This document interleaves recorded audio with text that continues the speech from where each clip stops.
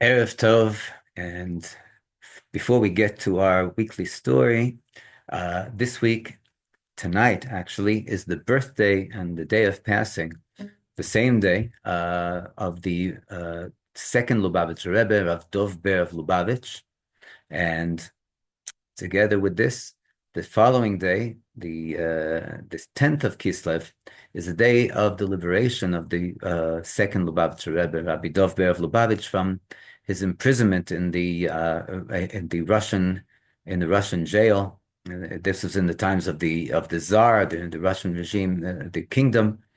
And in honor of this, also taking in consideration that next week, Friday, is the day of the liberation of his father, the first Lubavitcher Rebbe, the founder of the Chabad movement, Rabbi Shneur Zalman of Liadi, also imprisoned in jail because of his spreading of the teachings of Hasidic philosophy, and specifically the Tanya, of which we'll be hearing with Hashem's help next week. We'll start with a nigun. The nigun, at least the end of the nigun of Pada B'Sholem Nafshi. Eiva ani eftach boch vani eftach boch. Eiva ani eftach boch. Eiva ani eftach boch vani eftach boch.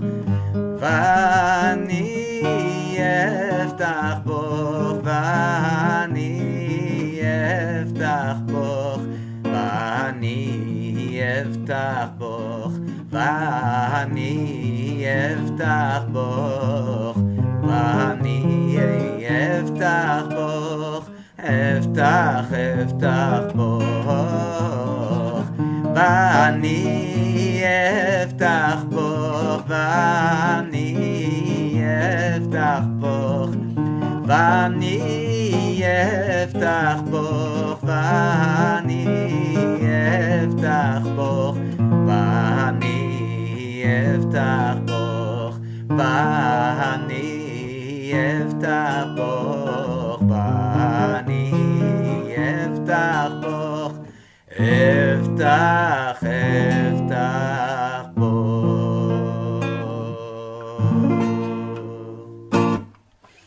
No, tada rabba. And now we'll get to the story. This is the story of, it seems to be a standard beginning, because we're talking about a couple, Rabbi Reuben, or Reuven, he was, I don't think he was a rabbi, but Reuven and Esther Ashkenazi, they came to the hospital for a standard checkup of pregnancy, of Esther's pregnancy, and as they walked in, they gave their name to the secretary sitting at the station, and the nurse sitting at the station looks up. She sees the name, and then she looks at the couple, and she says to the woman, "What in the world are you doing here?" She says, "What? What do you mean? What am I doing here? I came for my checkup. You're supposed to be in the delivery room right now." She says, "What?" She says, "Yes." Immediately, she calls up the doctors. The doctors roll her out on a bed, on a stretcher, and they roll her into the delivery room. And then the doctors start looking at her, the two doctors, and they say, "Tell me, do you want to have an injection first, or do you want us to go directly to the cesarean section?" And she's looking, "What in the world are you talking about? What happened?" So the doctors come and say, "Listen, we already saw the situation. And what we saw from the last checkup is that the fetus is in dire distress situation, and it's a danger for the child, and the danger for the mother if we don't operate immediately." So she says, "I don't know what you're talking about. I just came here for a standard checkup." She said, and the doctors say, "No, this is the way it has to be." And they're both startled, her and her husband, Reuven. And Reuven's saying to himself, "Oh, if I only had the Igros Kodesh."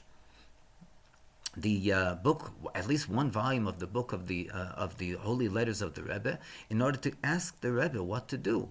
And then all of a sudden, Reuven's phone rings.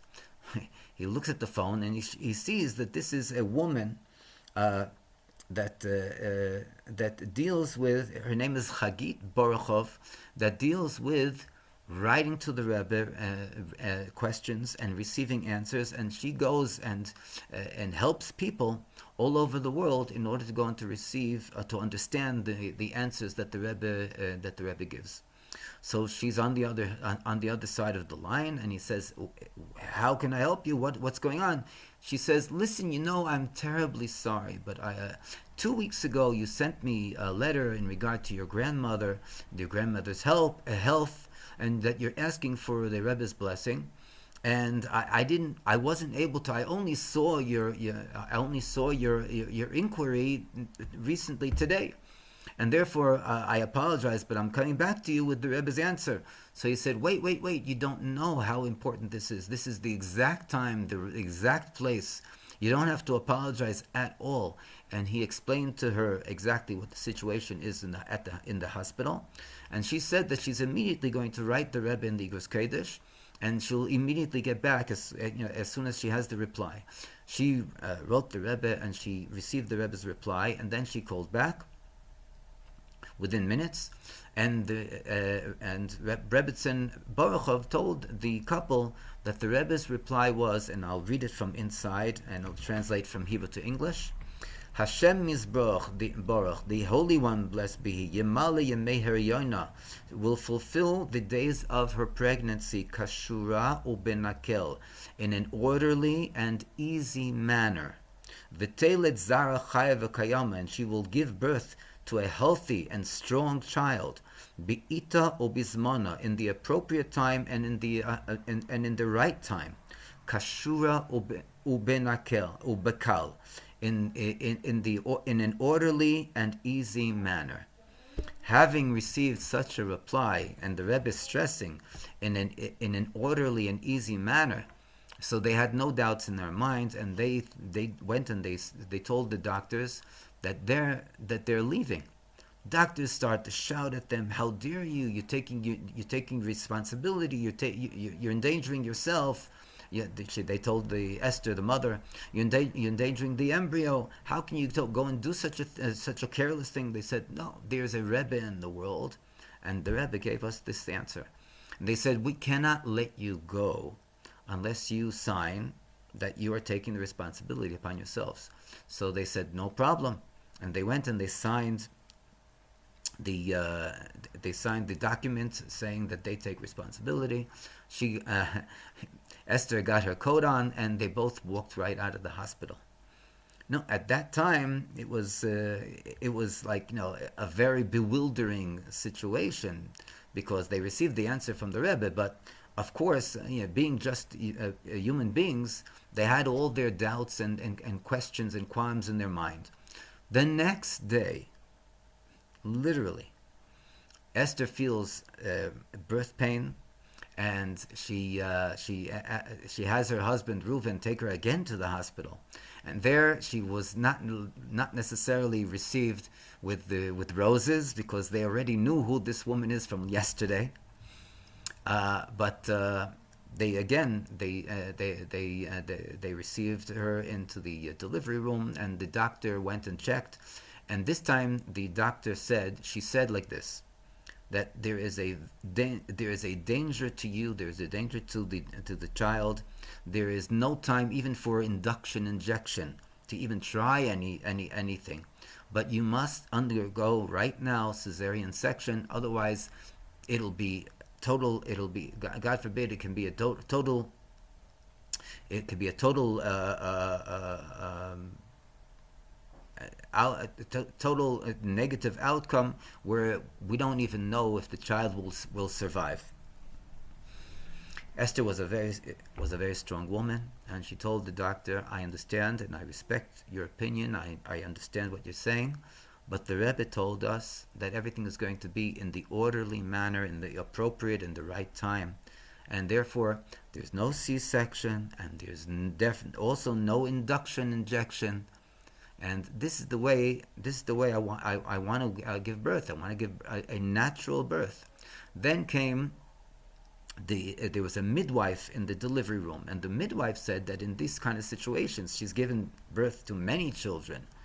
Delivered many, hundreds and hundreds of children, and she said that under these circumstances, she doesn't see any reason that there should be a C-section or there should be even an injection, just like Esther, the mother, was saying.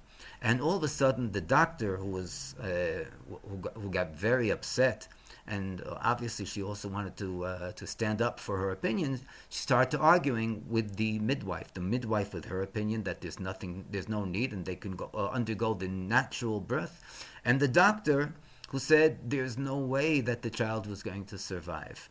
And the argument got hotter and hotter, until all of a sudden the mother, Esther Ashkenazi, started to shout out from pain, from the birth pangs. And then the midwife decided to leave the doctor alone, to stop the argument, and to go and to take care of Esther Ashkenazi.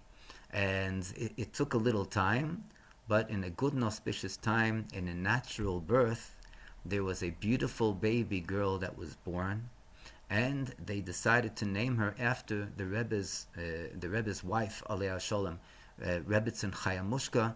This is the girl that was born, and this is the baby girl that was born with the incredible blessing of the Rebbe Shlita Melech Ha'Moshiach. Yehi Rotzain, may it be Hashem's will that we should have the greatest of miracles that we're all waiting for, and this is the revelation of the Rebbe Shlita Melech Ha'Moshiach, and it should be immediately now on a good and revealed basis to our eyes of flesh and blood, with no more waiting. Immediately, Teichef Umiyad, now. Amen. Yechi Adonenu Morenu V'Rabbeinu Amelech Ha'Moshiach La'ilam Voed. Agut Yontef.